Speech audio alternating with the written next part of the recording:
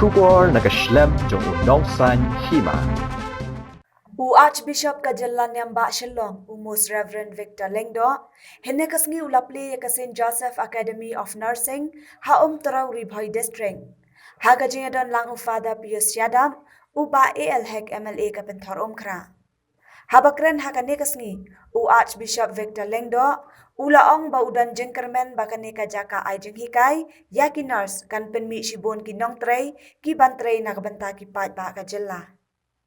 Kendai dapat kinong song jong kesnong umtro manus nem kin you a student ki ban pass ke college ki ban you free meritorious student ki free scholarship nak ta jing puli ke jongki nak ni ke college nganon segawai pada ke gerteng so ban announce ni ke gerteng aku abun khot ikung i hin ban jong ikung Virginia Hek aku abun dalang ban ngang ni ban announce ke scholarship jongi me jongi kong i wan ni ku i jongi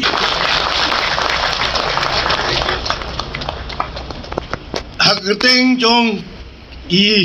kong mangi bro si para ni announce ya kawai ke scholarship hagerteng jong Mei jong Bampuai Edward jong play ikong Flora Hek ya kini ke scholarship on jet dapat berterem kerak constituency ya ki balong ki bapor ada various student te kubli sibun kong bayar lang ni banga kubli sibun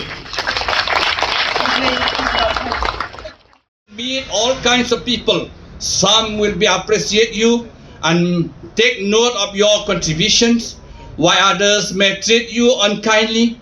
but God will give you the strength, just like Saint Francis of Assisi, who can say,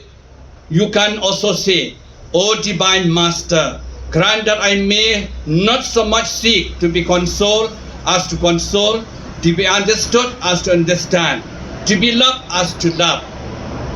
I am sure this institute will produce nurses will excel not only academically but also service-minded people who will contribute to the cause of humanity.